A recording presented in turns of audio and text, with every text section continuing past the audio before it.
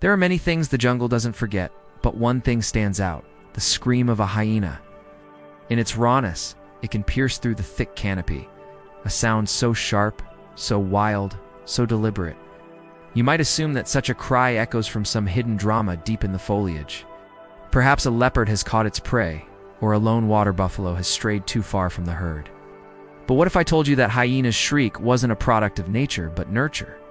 What if there's more to this chilling call than meets the ear? Deep within a lost valley, shrouded by ancient trees, where sunlight dripped through the leaves in golden streams, and the mists of dawn played hide and seek among the giants, there existed a tribe whose way of life was as elusive as the wind. This wasn't a tribe of hunters or gatherers, of farmers or traders. This was a tribe that lived on the fringes, embraced by the wild, whose children learned the language of the birds and the tales etched on ancient stones. They were known as the Whispering People. It's not because they murmured secrets, but because they listened to the secrets the jungle whispered. Secrets carried on the backs of butterflies, woven into spiderwebs, sung by cicadas. Secrets like the rhythm of the forest, its heartbeat, its pulse. Now, the Whispering People were an enigma to the outside world. They built no permanent homes, believing that only the earth held a place that couldn't be taken away. They owned no possessions, valuing freedom more than any treasure. They didn't farm the land, yet always had food. They didn't fight with weapons, yet none dared invade their lands. Because the Whispering People had a weapon, something that struck fear into the bravest hearts, something that became their most dreaded weapon. It wasn't born of stone or fire, but of fur and fang and thirst. Hyenas. Now, you might imagine these hyenas as prisoners in cages. Their spirits broken, their bodies aching for the vast plains they once roamed. But you'd be wrong. The hyenas of the Whispering People were neither caged nor chained. Their training began with hunger, not because they craved flesh, but because they craved trust. The Whispering People fed them, yes, with meat, but also with a different kind of nourishment, the nourishment of shared existence. When storms brewed and thunder cracked the sky, the hyenas sought shelter with the tribe, curling up beside the fire, sharing the meager protection of rocks and caves. When danger lurked, whether from rival tribes or prowling predators, the hyenas circled the children, their growls a strange lullaby against the darkness. Over time, a bond formed between these two disparate groups, a bond as silent as the forest floor, as strong as the roots that bind the ancient trees. This connection wasn't forged in a day or a year, but over decades, each notch on an elder's staff marking another season of trust, of shared survival, of mutual respect. Yet there was a deeper reason, a darker reason, for this unusual companionship. The Whispering People had a score to settle, a debt to collect, and the hyenas were the instruments of their retribution. For years, raiders had plagued their existence. Men and women driven by greed, men and women who saw the Whisperer's simplicity as weakness, their connection to the wild as vulnerability. These raiders attacked at night under the cloak of darkness. The hyena's senses dulled and the Whisperer's vigilance waned. They came with swords and shields, with spears and bows, and they left with more than they came for. But one day, one fateful day, the tables turned. The raiders returned under the blood-red moon, eager to add another tale of conquest to their lore, eager to claim more of the Whispering People's way of life. What they didn't know, what they couldn't know, was that the Whispering People had been preparing for this moment, preparing for years. As the raiders crept closer, the hyenas stirred, their ears pricked, their eyes gleaming like twin embers. At first it was subtle, just a shift in the undergrowth, a rustle of leaves, a low growl that rumbled in chests long accustomed to silence.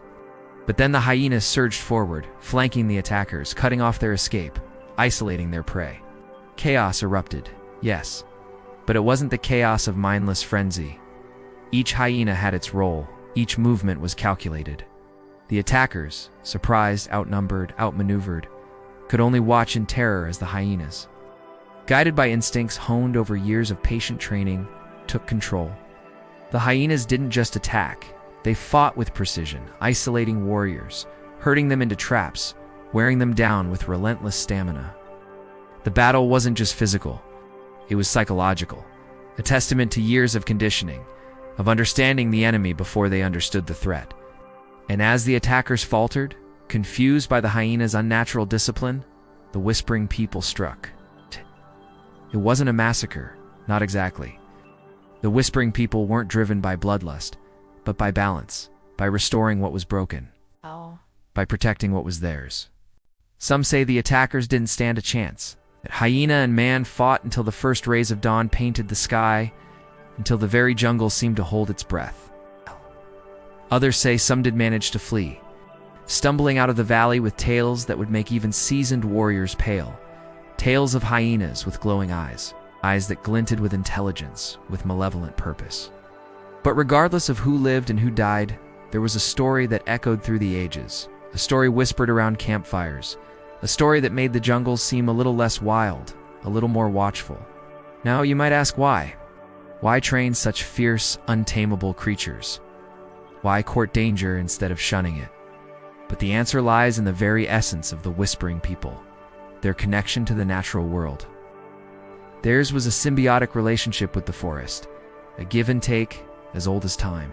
Just as the jungle provided sustenance, shelter, and wisdom, they gave back, protecting the fragile balance, nurturing the delicate web of life. Their hyenas weren't just weapons, they were extensions of their will, agents of their philosophy, living embodiments of their connection to the wild. Yet their methods were more intricate than brute force, more strategic than blind aggression. The whispering people understood the language of the jungle, its rhythms, its patterns, its needs, and its dangers. And they used this knowledge to shape their hyenas' behavior. It's not through force or captivity, but through understanding and respect. Over the years, they developed a system of cues, sounds, scents, movements that the hyenas could recognize and respond to. A stick drummed on a hollow tree at sunrise meant food. The same sound at a different time meant defense. A particular scent marked their territory. A specific call announced danger. These weren't arbitrary signs. They were deeply rooted in the natural world. Food meant safety, defense, abundance. Danger meant urgency, retreat, survival. These signs resonated with the hyena's primal instincts, their need for nourishment, their drive for security, their response to peril. In essence, the whispering people didn't dominate or subdue the hyenas. They collaborated, they communicated, they coexisted. They shared their existence with these wild creatures, acknowledging their instincts, respecting their autonomy, embracing their strengths. And so the hyenas became more than just animals, became partners, not in the casual sense, but in the truest sense of the word. They shared a common purpose, a shared existence, a mutual respect. What the whispering people achieved was nothing short of extraordinary.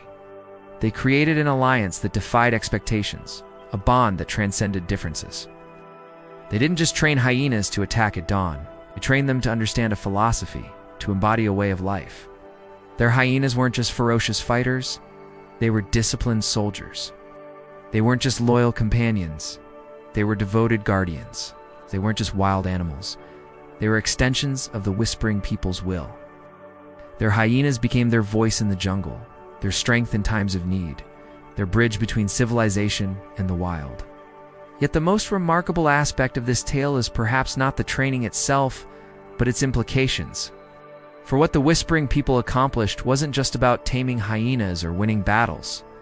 It was about bridging the gap between humanity and nature, between instinct and intellect, between ferocity and finesse. They proved that understanding and control aren't mutually exclusive. That taming wild creatures doesn't require domination, but connection. That true strength lies not in brute force, but in harmonious coexistence. As for the hyenas, they became more than just animals. They became symbols, symbols of a unique bond, of shared existence, of mutual respect. They symbolized the forgotten art of listening to the whispers of the forest, of understanding the language of the wild, of embracing the rhythms of nature.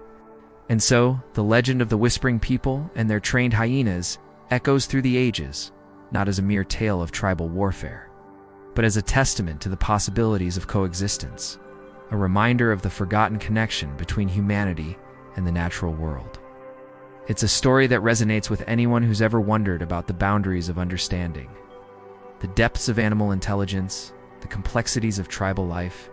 If you're drawn to such tales, if you find solace in stories that speak of ancient wisdom and primal connections, then perhaps you, too, have a story to tell. The path ahead may be uncertain, the journey arduous, but the destination, that's where the magic lies.